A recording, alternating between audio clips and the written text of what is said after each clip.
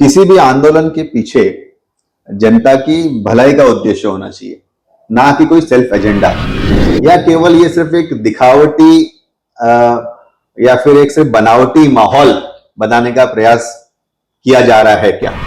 और उसके अंदर राजनीतिक नेता भी कहीं ना कहीं उसके अंदर इन्वॉल्व रहते हैं, जिनकी खुद की वो जमीन है, लेकिन फिर भी वो अपना कब्जा बनाए रखते हैं। वो जनता के लिए मैदान गार्डन उपलब्ध नहीं करवाते हैं। तो ना कि प्रशासन पे दबाव बनाना है, मुझे अपना अस्तित्व दिखाना है, मुझे अन्य मेरे किसी विरोधी नेता के ऊपर प्रभाव डालना है। कि आज इन लोग क्या करेंगे, आज फायदा कर करके मुनाफा कर करके कहां लेके जाएंगे। कहीं ना कहीं ऊपर वाले को भी तो जवाब देना है, चेहरा दिखाना है। नमस्कार आदाब, आप देख रहे हो ऑन रिकॉर्ड मेरा भाईंदर। मेरा भाईंदर शहर में महानगर पालिका की तरफ से कई सारे कम्युनिटी सेंटर बनाए गए हैं ताकि लोगों को उसका फायदा मिल सके, कम दामों में लोग कार्यक्रम वहां पे कर सके। लेकिन कई सालों से या यूं कहा जाए कि कोरोना के बाद से वो कम्युनिटी सेंटर बंद है। हमारे शहर के नागरिक उसका लाभ नहीं ले पा रहे हैं। इस बात को लेकर और इस मुद्दे को लेकर भारतीय जनता पार्टी के पूर्व जिला अध्यक्ष और इस वक्त के मेरा भाईंदर शहर के चुनाव प्रभारी रवि व्यास ने एक पत्र दिया है मनपा आयुक्त को कि इन हॉल के संदर्भ में कोई ठोस निर्णय ले, अन्यथा उन्हें भी आंदोलन करना पड़ेगा। एडवोकेट रवि व्यास हमारे साथ में है। हम उनसे पहले जानने की कोशिश करते हैं कि उन्होंने जो मनपा आयुक्त से मांग की है उस मांग में उन्होंने क्या कहा है। रवि भाई जी, ये बताइए कि आपने जो पत्र दिया है हाल के दिनों में, उसमें आपने क्या मांग रखी है मनपा से?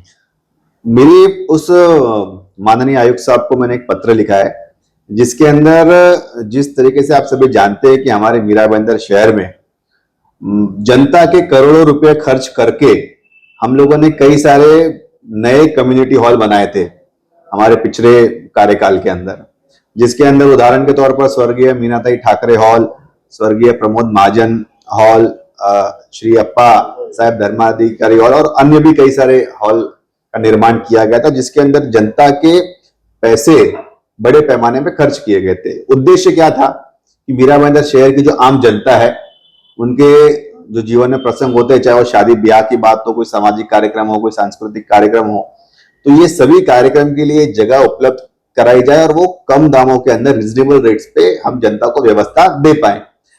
ये हमारा उद्देश्य था। लेकिन आप देखेंगे कि पिछले कोविड काल से ये सभी सभागृह, ये सभी कम्युनिटी हॉल पूरी तरीके से बंद पड़े हैं। कुछ के अंदर कोर्ट के लिटिगेशंस हो गए हैं, कुछ के अंदर कोविड का सामान पड़ा है, वो कोविड का सामान पड़े पड़े वो भंगार हो चुका है और जनता त्रस्त है अपने सामाजिक कार्यक्रम करने के लिए। और साथ साथ के अंदर आप देखेंगे कि पिछले जो आयुक्त थे, उन्होंने ये बाकी के जो कम्युनिटी हॉल है उन सबका जो भाड़ा था वो भी काफी ज्यादा बढ़ा दिया, जिसके वजह से आम जनता अपने प्रसंगों के लिए परेशान है। अब जो प्राइवेट हॉल के जो रेट्स है, वही रेट्स अब महानगर पालिका के भी अगर कम्युनिटी हॉल्स के, समाज मंदिरों के, सभागृह के अगर होने लग गए तो जनता को हम लोग क्या बेनिफिट दे पाएंगे, क्या सुविधा दे पाएंगे। तो इसी समस्या के लिए, जो कि आम जनता से जुड़ी हुई समस्या है, मैंने माननीय आयुक्त साहब को पत्र भी लिखा, उनसे व्यक्तिगत भेंट भी ली है और आयुक्त साहब ने कहा है कि मैं इसकी पूरी जानकारी लेकर उसके ऊपर जल्द ही उचित कार्रवाई करूंगा। व्यास जी, इस वक्त हमारे शहर के हम जो राजनीतिक माहौल देख रहे हैं, काफी गहमा गहमी हुई है। आरोप प्रत्यारोप, आंदोलन, इस तरह के नई नई चीजें हम लोगों को देखने को मिल रही है। इस पूरे सिनेरियो को आप कैसा देखते हैं? आप कौन से सिनेरियो की बात करें पर्टिकुलरली? जैसे कि अभी हाल ही में एक्स एमएलए नरेंद्र मित्र ने आंदोलन शुरू किया, उसके बाद में हमारे विधायक प्रताप सरनाईक और आज ही जो है हमारी शहर की विधायिका गीता जैन, इन्होंने अपनी प्रतिक्रिया दी कि उस सूर्या डैम को लेकर के यहाँ पर जानबूझ के रोका गया है। तो ये कहीं ना कहीं ऐसा लगता है कि वो मुद्दों की लड़ाई जो है कि यहाँ पर शुरू हो चुकी है, आरोप प्रत्यारोप का दौर शुरू हो चुका है। तो इस पूरे राजनीतिक सिनेरियो जो चेंज होता हुआ दिखाई दे रहा है, इसे आप कैसा देखते हैं? कि मेरे मानने में ये बात आती है कि चाहे कोई भी राजनीतिक व्यक्ति हो, नेता हो, किसी भी आंदोलन के पीछे जनता की भलाई का उद्देश्य होना चाहिए, ना कि कोई सेल्फ एजेंडा।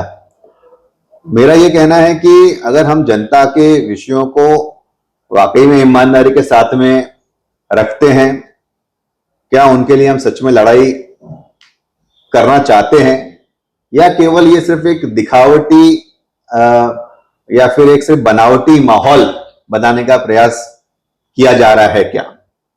इसकी चेष्टा या इसके बारे में गौर प्रत्येक नेता को करना चाहिए। लेकिन कहीं ना कहीं ये मैं जरूर कहूंगा कि आवश्यकता है हमारे शहर के अंदर खुले मैदानों की, खुले गार्डन्स की।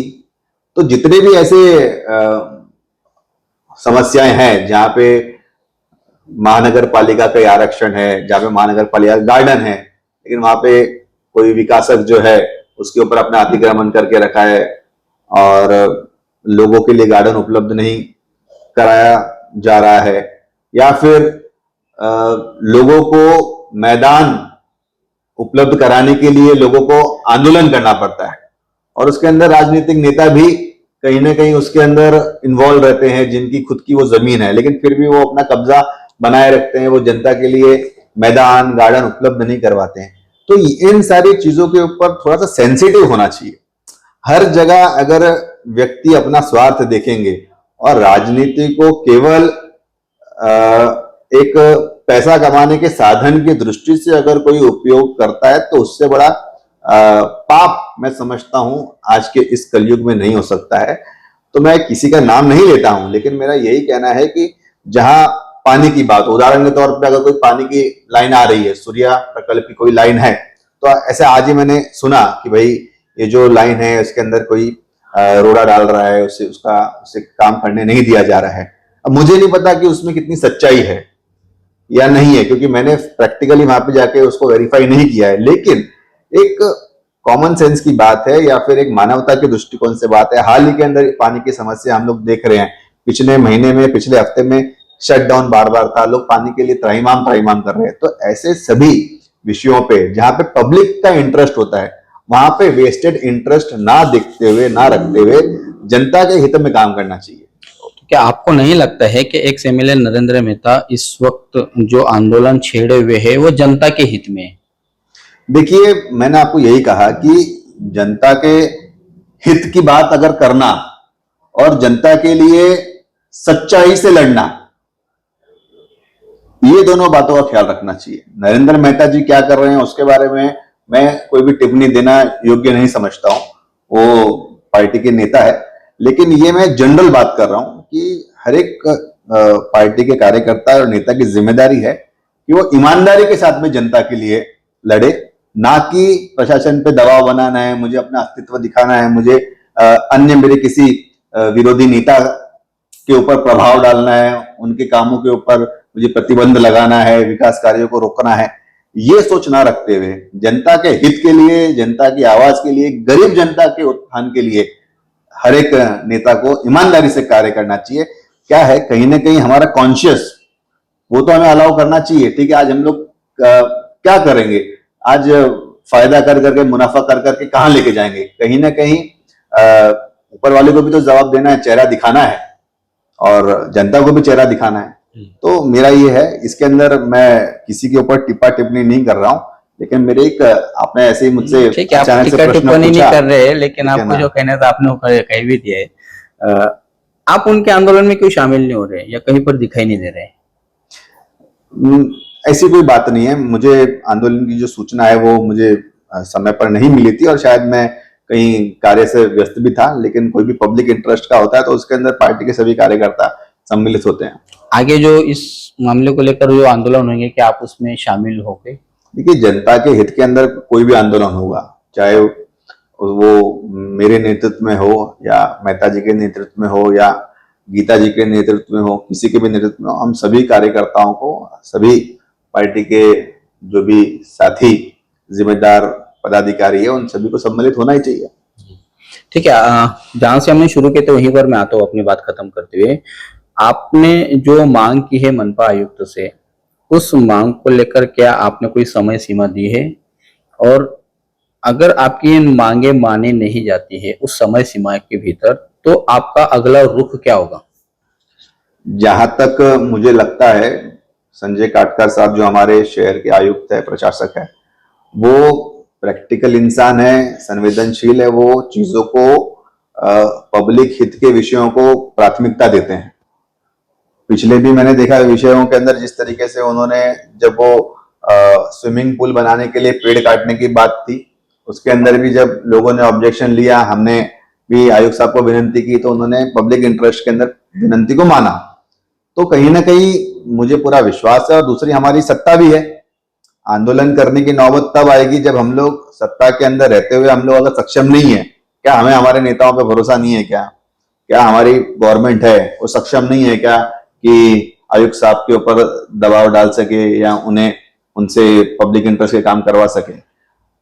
आंदोलन सत्ताधारी पक्ष के लिए लास्ट ऑप्शन होता है। अगर जरूरत पड़ेगी पार्टी का, भाजपा का, तो कार्यकर्ता सड़क पर बैठने के लिए हमेशा तैयार है, और मैं उस कार्यकर्ता में से एक हूं। मतलब ये कहा जा सकता है कि आपकी जो मांग है उस मांग को अगर पूरा नहीं किया जाता है तो आप भी आंदोलन का विचार बना सकते हैं। निश्चित रूप से आंदोलन करेंगे। धन्यवाद हमसे बात करने के लिए। धन्यवाद। ये है एडवोकेट रवि व्यास, जिनका मानना है कि उन्होंने मनपा आयुक्त से जो मांग की है कम्युनिटी हॉल शुरू करने संदर्भ में, उन मांगों को जल्द से जल्द या समय सीमा में अगर नहीं पूरा किया जाता है तो वो भी आंदोलन के रास्ते पर ही उतर पड़ेंगे। इसके अलावा यहाँ पर जो इस वक्त मीरा भाईंदर शहर में एक्स एमएलए नरेंद्र मेहता द्वारा जो मैदानों को लेकर आंदोलन किया जा रहा है, उस आंदोलन को एडवोकेट रवि व्यास कैसा देखते हैं ये आप लोगों ने भी बखूबी सुना। क्या एडवोकेट रवि व्यास के जो विचार है आंदोलन को लेकर वो सही है? इस पर आप हमें जरूर कमेंट करें। आप देख रहे हैं कैमरामैन आरिफ कुरैशी और साबिर शेख के साथ ऑन रिकॉर्ड मीरा भाईंदर। धन्यवाद।